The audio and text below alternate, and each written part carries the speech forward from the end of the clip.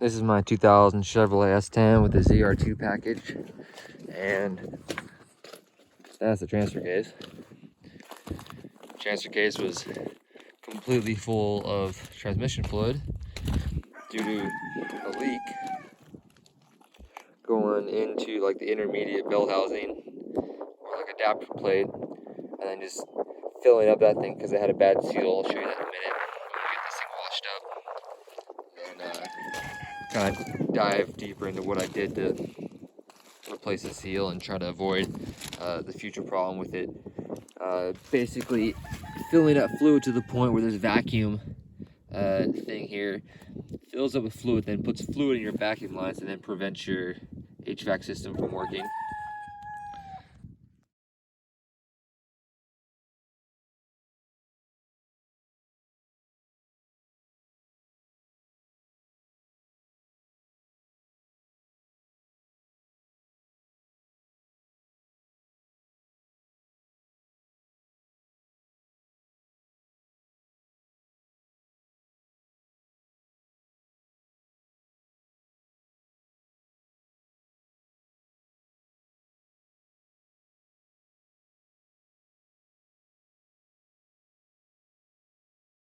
So just for reference, this is an NP233 transmission, I believe. My RPO code in the truck is at NP1, which from what I looked up designates that it's an NV33. Don't mind the chickens. The oil seal I used is a National. That's the part number for the input seal. Got a new freshie in there. And then for the intermediate section between the transmission and the transfer case, this is the seal they use to go around this, and that part number, GM part number right there. And then for the other side of the case is a gasket like this, and that's the part number for that one. And little tip, if you have a ZR2, the intermediate, the adapter here says ZR2 on it, which is kind of cool. So I got to go in the truck and get all the vacuum lines replaced because those things are all full of fluid and really just nasty. Another tip when replacing the seal is to undo these 4 bolts. Take this thing off. I've seen a couple of videos online. Just gently tap this off because there's silicone behind here. I put new silicone that kind of holds it in place, and you kind of want to pry on it. Just tap it sideways and it will come off. It'll break the seal. So I'm underneath the truck now looking at the back of the transmission, and I'm trying to figure out if there's a seal I can replace or something, because it looks like fluid is, you know, a little bit at a time coming out of that seal right there. But from what I've read online, it's like an internal seal and you have to tear stuff apart to get to it. So, I mean, it's just gonna leak forever. I fixed the seal on the transfer case side of things, so it might not get into the transfer case, but it's gonna just build up in this adapter area. I don't know if that's okay or what.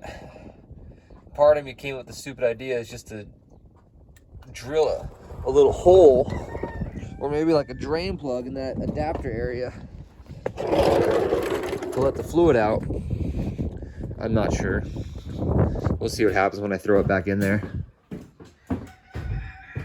Alright, got all the bolts mostly run down. Book says it tightened them to 37 foot-pounds. There's 5 of them. It makes it a lot easier to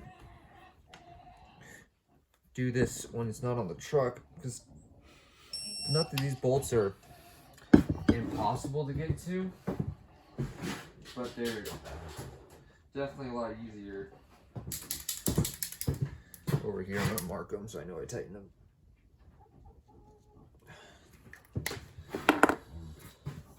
Do kind of your normal pattern here.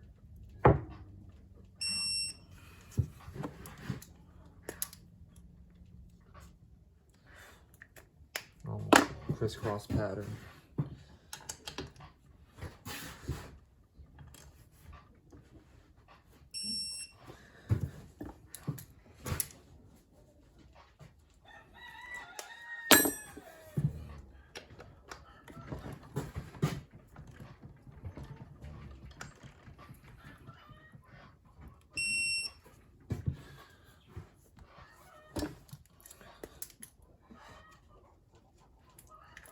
lower ones be a little bit harder to get to.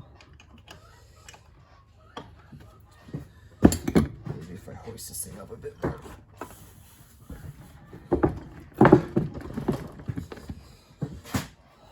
There we go. Little turns. Just rotate this a tad more. There we go.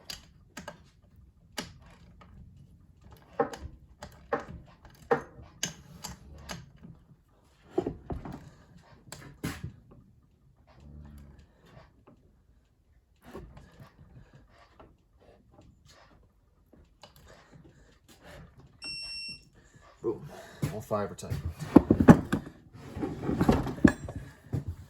Alright, besides some new vacuum lines, she's ready to slap in.